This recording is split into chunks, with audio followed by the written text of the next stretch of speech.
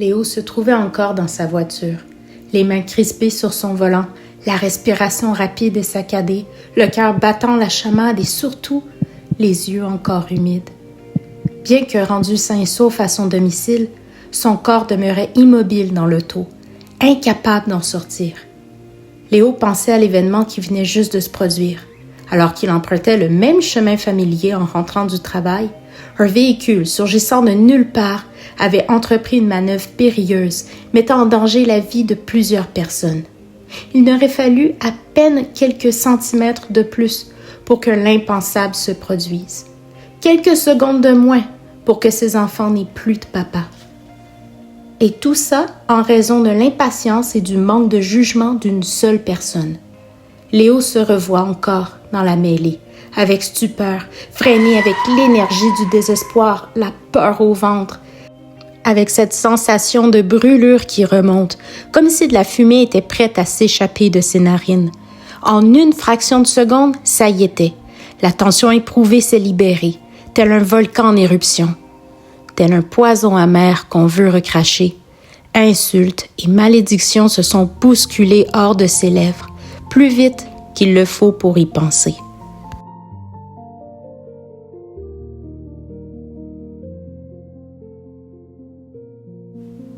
Même si tous ces mots et ces pensées n'ont pas dépassé le plafond de la voiture, Léo se sent misérable, sa conscience l'accuse. Pourquoi? Parce que Léo sait que la colère de l'homme n'accomplit pas la justice de Dieu. Parce que Léo sait que celui qui aime Dieu aime aussi son frère. Et Léo sait aussi que celui qui traite son frère de raca mérite d'être puni par le tribunal. Bien que la colère est une émotion qu'on peut ressentir de façon tout à fait légitime, le problème réside en ce qui la provoque et ce qu'on en fait. Exemple, sans colère, personne ne se mobiliserait pour faire adopter des projets de loi de protection. Les criminels seraient en liberté, faute de sens de justice. Dans la Bible, j'ai observé certains principes concernant la colère. En voici 3 que j'aimerais te partager. Si jamais nous nous mettons en colère, il ne faut pas pécher. Il ne faut pas non plus se coucher sur notre colère. Et que chacun soit prompt à écouter et lent à parler. Car notre Créateur sait qu'il est facile de s'emporter, facile de causer des ravages, facile de troubler notre paix, mais si difficile de réparer les dommages et impossible de revenir en arrière.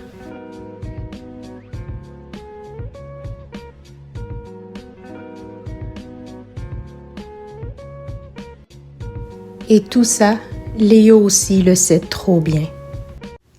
Fait intéressant, la science stipule que la colère peut générer un véritable mécanisme de dépendance. Comment? Quand une personne se fâche, son cerveau sécrète une forte dose d'hormones, comme la dopamine, substance associée au plaisir et à la récompense. Elle agit comme un stimulant qui procure un sentiment de puissance, d'énergie ou de contrôle.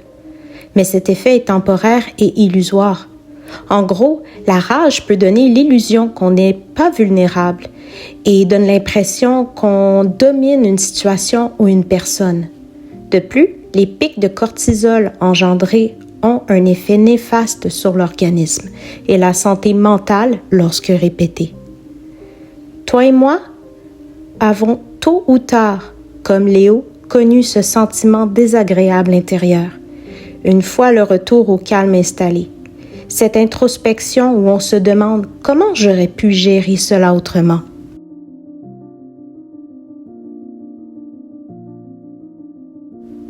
Proverbe 16:32 dit que quelqu'un qui ne se met pas en colère vaut mieux qu'un héros. Celui qui est maître de lui-même vaut mieux qu'un chef de guerre. Mais comment y arriver? C'est ce que nous allons explorer, toi et moi, aujourd'hui. Eh bien, le premier pas vers l'amélioration peut sembler un peu bateau, mais c'est de se repentir. Parce que sans repentance, il n'y a pas de transformation possible. Judas a bien regretté avoir trahi Jésus, mais n'a pas changé une miette. Au contraire, Pierre n'a pas que versé des larmes après avoir renié son Seigneur. Il s'est mobilisé après son erreur et est entré dans son incroyable destinée.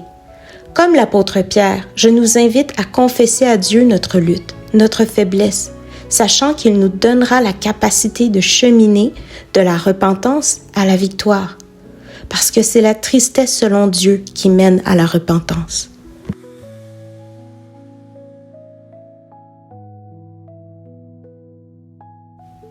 Ensuite, je nous exhorte à prendre un moment pour penser et noter ce qui a tendance à nous frustrer.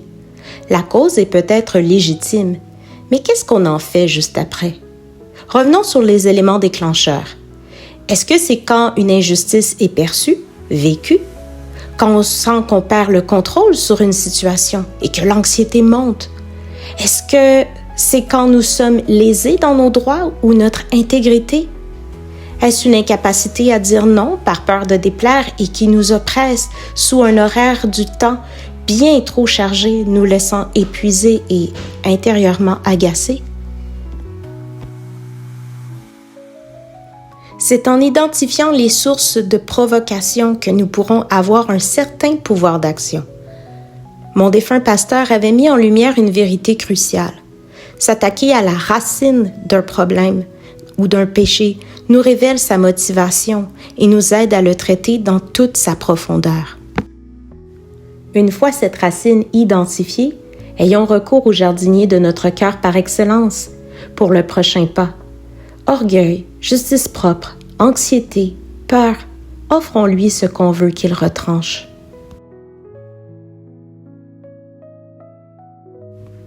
La prochaine étape serait de permettre au Saint-Esprit d'œuvrer dans notre vie. Car après tout, celui qui a débuté en nous une bonne œuvre la rendra parfaite pour le jour de Jésus-Christ, nous dit Philippiens 1,6. Comment pouvons-nous concrètement saisir cette puissante aide de Dieu afin de sanctifier notre caractère en pensée, en parole et en action? Soyons tout d'abord conscients de notre besoin de sa force chaque jour pour la lui demander. Il ne se lassera pas de nous offrir le soutien nécessaire. Puis, imprégnons-nous de la culture du royaume des cieux, en nourrissant notre esprit renouvelé par ce qui est pur, agréable et parfait. Ça semble évident, hein? Mais combien de rendez-vous divins manquons-nous faute d'intention ou de discipline? Finalement, la parole nous somme de marcher selon l'esprit afin de ne pas accomplir les désirs de la chair, les deux ayant des aspirations contraires et des issues opposées. Pour que l'un gagne, il faut être plus fort que l'autre. Je nous mets au défi d'affaiblir, d'affamer même ce qui doit partir, et de nourrir et faire fructifier ce qui doit mûrir et fleurir dans nos vies.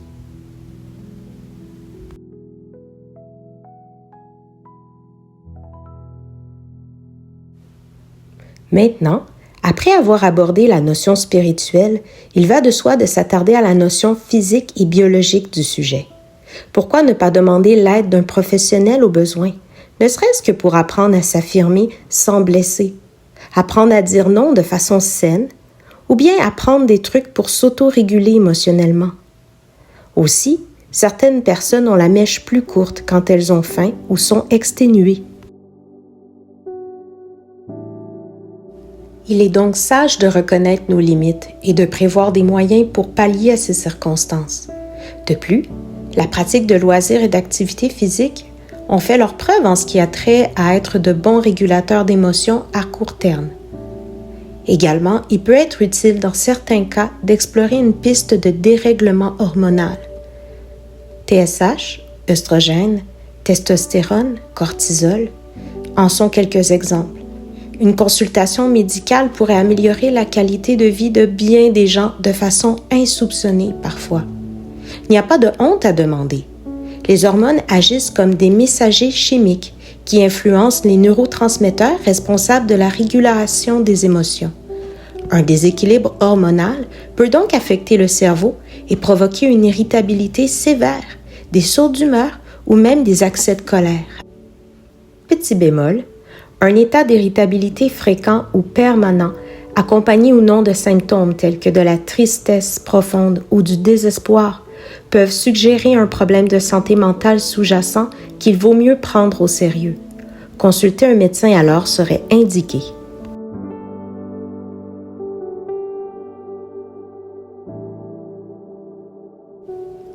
Finalement, après avoir mis en application tous ces outils, je nous encourage à nous accorder de la grâce, personnellement et les uns les autres. Pourquoi? Si nous sommes honnêtes, nous savons tous que même si notre marche est victorieuse, parfois nous tombons.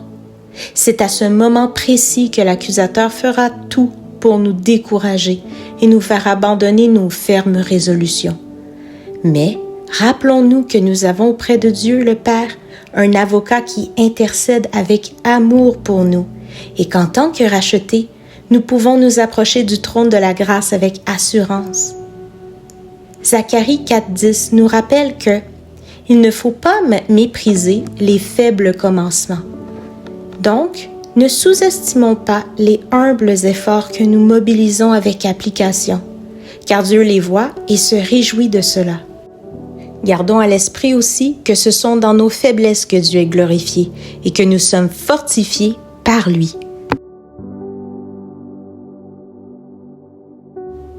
En résumé, la colère est une émotion saine au même titre que la joie et la tristesse. Notre Créateur l'expérimente également et par elle s'accomplit la justice parfaite. Il est par contre primordial d'en identifier la cause, car elle peut être justifiée ou non.